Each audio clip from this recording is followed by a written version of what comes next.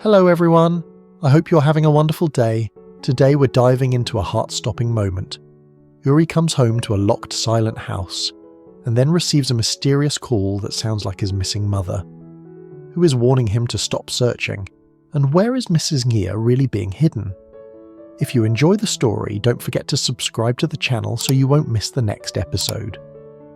Yuri's flight landed just after sunset, when the sky still held a thin stripe of light, like the day didn't want to admit it was over.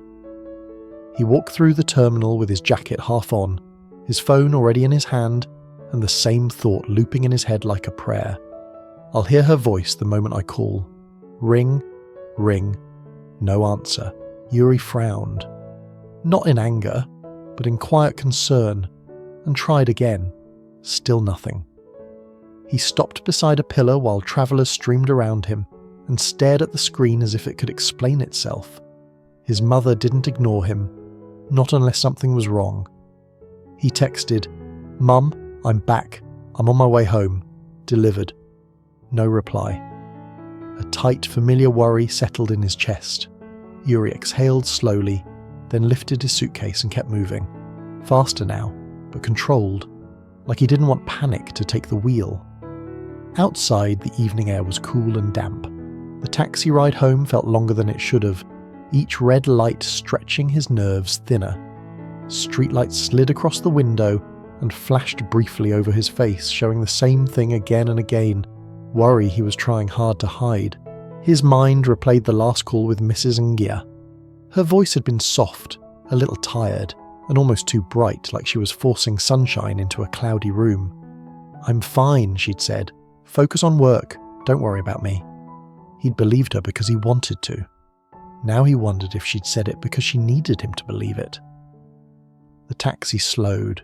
Yuri lifted his head, his street, his gate, and then his stomach dropped. The house was dark.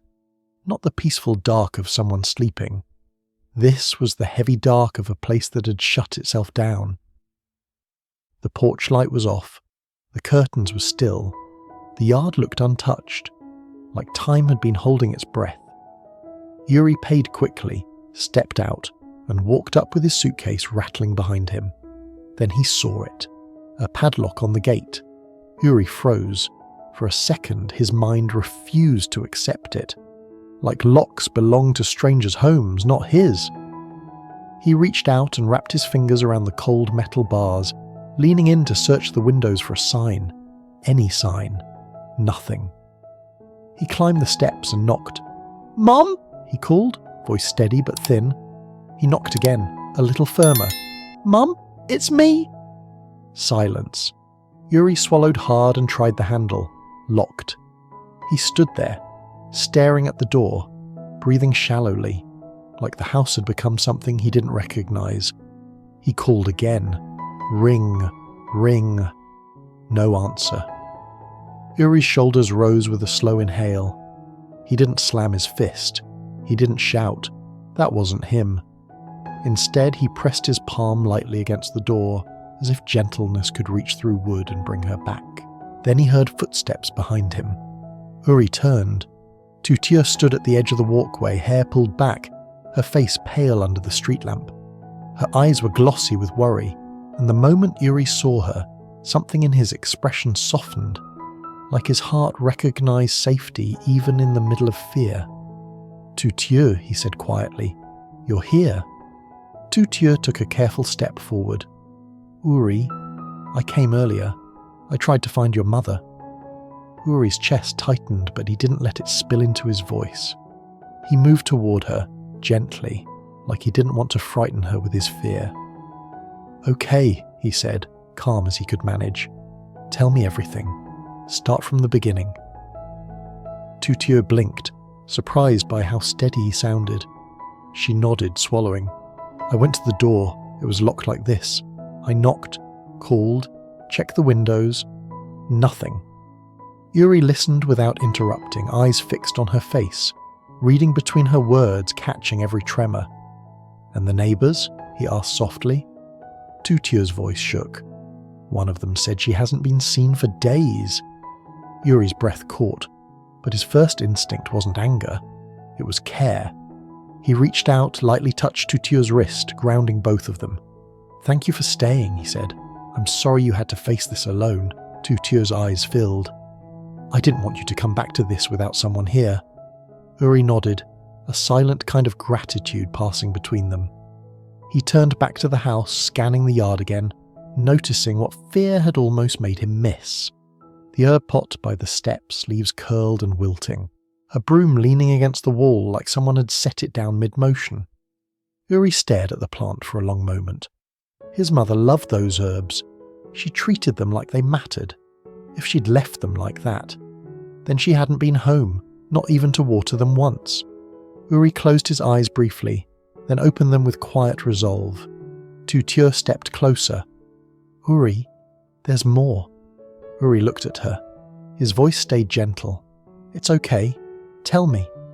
Tuttier drew a shaky breath. "The company, it collapsed. People are saying the investment money vanished and Lynn..." Yuri's eyes flickered with pain at the name, but his tone stayed even. "What did she do?" Tuttier forced the words out.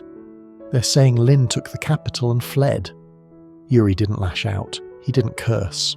He simply stood very still, like the world had shifted and he was trying to keep his balance. Then he nodded once, slowly, as if acknowledging a truth he didn't want to believe. "And my mother?" he asked, voice quieter now. "Did anyone see her after that?" Tuttier nodded. "Someone said they saw her near Lynn's neighbourhood, outside a gate, waiting." Yuri's throat tightened. His eyes glistened, but he blinked carefully, holding himself together. "She went to her," he whispered. Tuttier nodded. "Yes, but Lynn was already gone." Yuri looked down for a second, and when he looked up again, his expression was broken in a soft way, like grief that refused to harden into cruelty. He turned to Tuttier, and his voice was full of warmth even as it shook. "We'll find her," he said. "Together." Tuttier's lips trembled. "Yuri, Mr. Tuan knows more. I went to his office earlier." Yuri's posture straightened slightly. "What did he say?" "He confirmed the bankruptcy," Tuttier said, "but he wouldn't call the police." Yuri frowned, not angry, just deeply unsettled. "Why?" Tuttier lowered her voice. "He said if the police investigate, his own past wrongdoing might be exposed." Yuri's eyes closed for a second, like he was holding pain inside his chest with both hands. When he opened them, he looked at Tuttier first, checking her, making sure she was okay, before looking back at the dark house. "Then we don't waste time," he said gently. "We go to Mr. Tuan now. We ask him again. And if he won't help, we find another way." Tuttier nodded quickly. "I'm with you." Yuri reached for her hand. Not dramatic, just steady. Warm. A small promise in the middle of a cold night. "Thank you," he said. "For caring about her. For caring about me." They started toward the car, and that's when Yuri's phone buzzed. Unknown number. He froze. Tuttier whispered, "Who is it?" Yuri stared at the screen, his heart pounding, but his voice stayed calm. "I don't know," he said softly, "but I have to answer." He picked up. "Hello?" For a second, there was only breathing, soft, uneven, like someone was trying not to cry. Then faint background noise, distant traffic, a low engine hum, and a woman's voice trembling through the line. "Yuri, don't..." The call cut off. Yuri stood still, phone pressed to his ear, face drained of colour.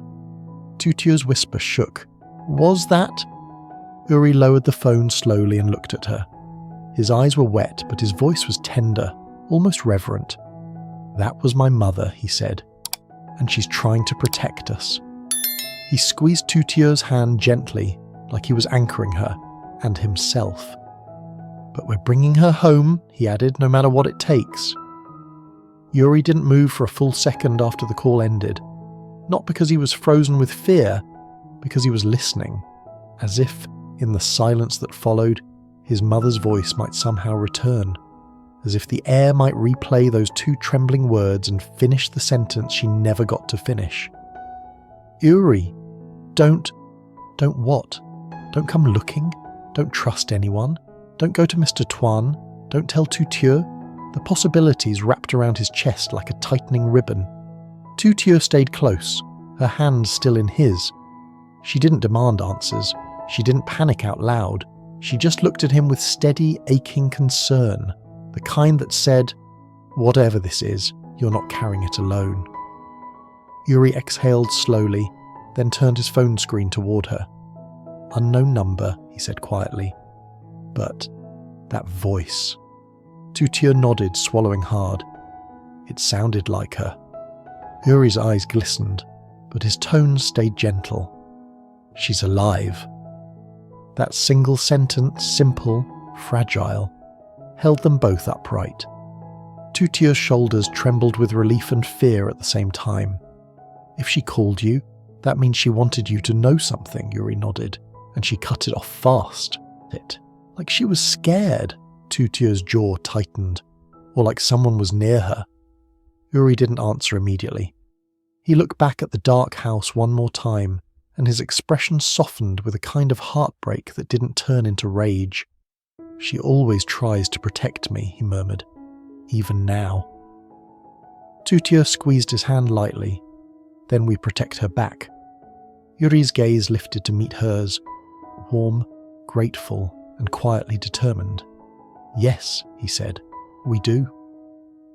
They got into the car and Yuri sat behind the wheel for the first time all night. His hands didn't shake, he didn't speed. He drove like someone who knew panic could cause mistakes, and mistakes could cost lives. Tu Tieu watched him from the passenger seat, noticing the small things. The way his jaw was set, the way his eyes stayed clear even when they looked wet, the way he kept glancing at his phone like he expected it to ring again. "Do you want to call the number back?" she asked softly. Yuri's thumb hovered over the screen. "I do," he admitted. "But if she used a borrowed phone, calling back could put her in danger." Tu Tieu nodded, understanding. "Then we treat it like a clue, not a conversation." Yuri's lips pressed together. A clue. He repeated the word like he needed something solid to hold on to. They drove through quiet streets until the grey building of Mr. Tuan's office came into view. At night it looked even more lifeless. Windows dark, the parking lot empty, the sign above the door barely lit. Yuri parked and turned the engine off. For a moment, neither of them moved. Tu Tieu looked at him. "Yuri, we go in calm. We don't threaten. We don't lose control." Yuri met her eyes, and his expression softened again. "I won't," he promised gently. "I'm grateful you're here to keep me steady." Tu Tieu's throat tightened. "I'm here because I care about you, and I care about her." Yuri nodded once deeply. "I know." They stepped out into the cold night air and walked to the door. Locked. Tu Tieu frowned. He might have gone home. Yuri didn't look defeated. He simply studied the building, then turned toward the security guard booth at the corner of the lot. A man sat inside, half asleep, a small radio playing softly. Yuri approached politely, knocking lightly on the glass. The guard blinked awake, startled, then opened the window a crack. "Yes?" Yuri kept his voice respectful. "Sir, I'm Yuri. I need to speak with Mr. Tuan urgently. It's about my mother, Mrs. Nghia." The guard's face shifted. Recognition, then discomfort.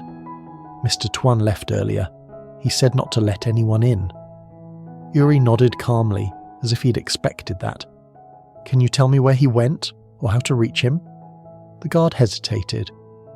Tu Tieu stepped in gently, her voice soft but firm.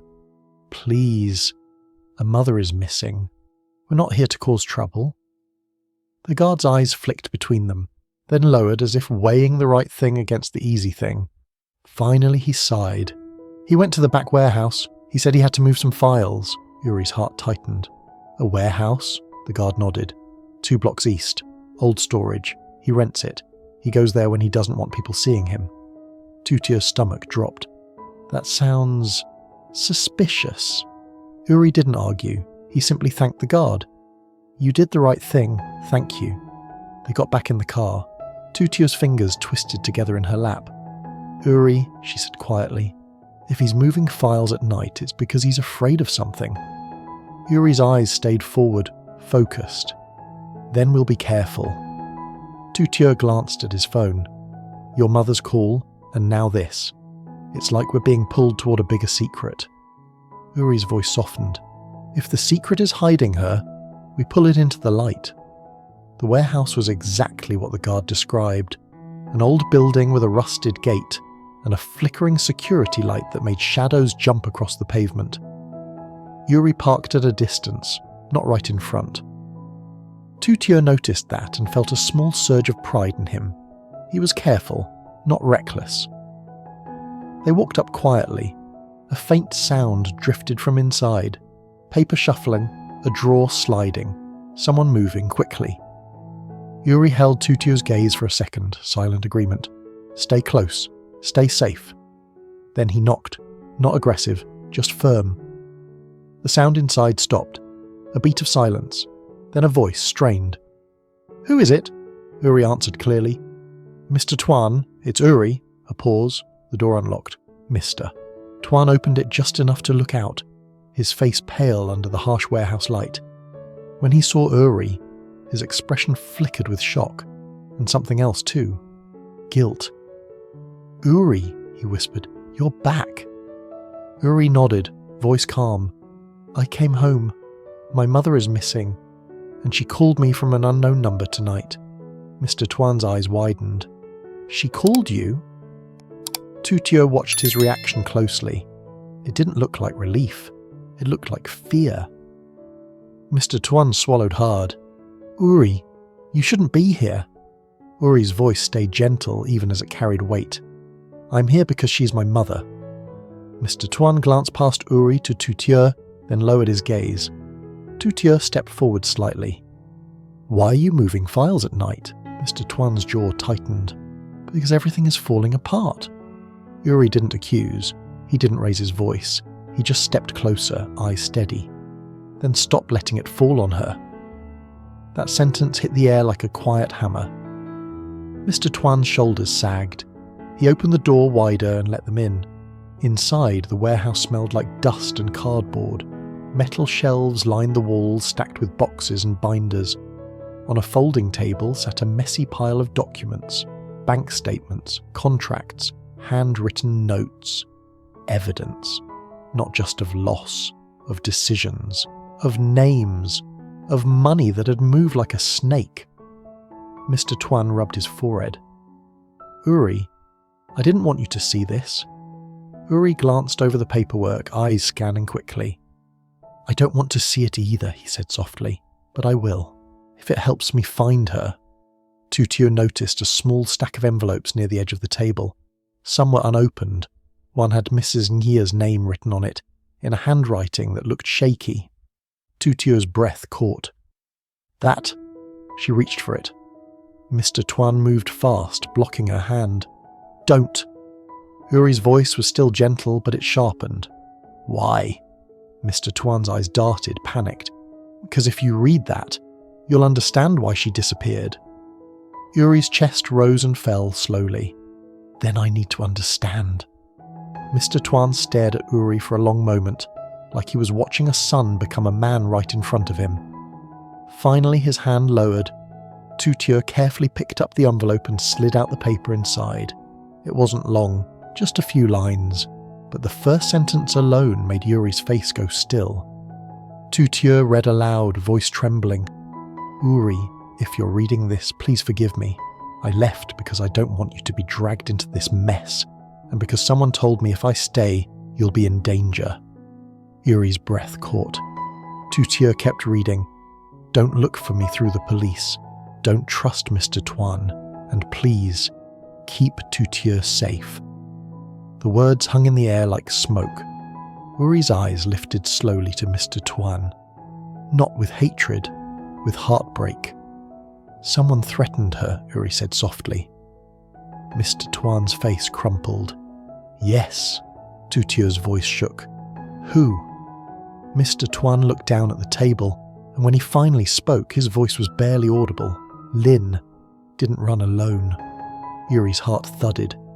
Mr. Tuan swallowed, eyes haunted. She has someone backing her.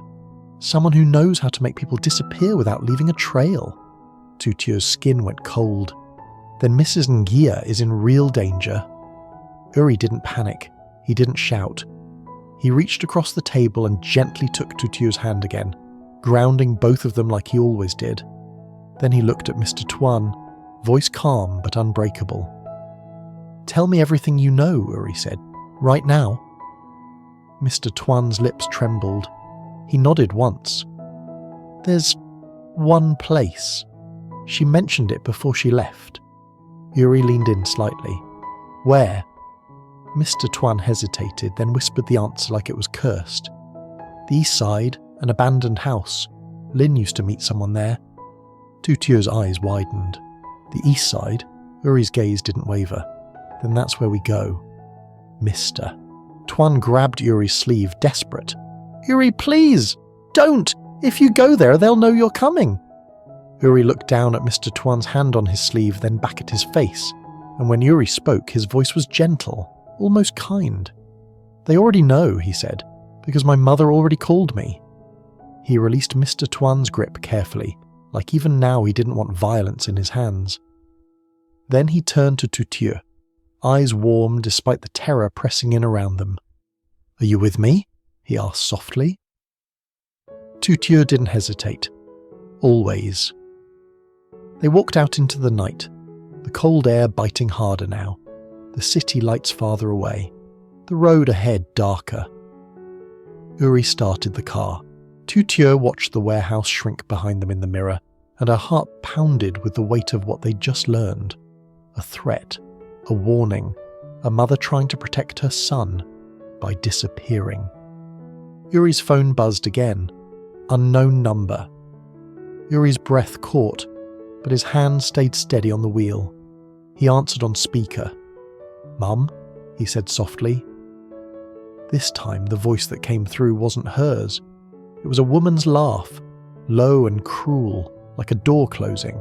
And then, "Stop looking, or you'll lose her forever." The call ended. Tuttier turned pale. Yuri didn't swerve. He didn't slam the brakes. He just kept driving, eyes fixed on the road, voice quiet and certain, like a vow made in the dark. "Then we find her before they can take anything else."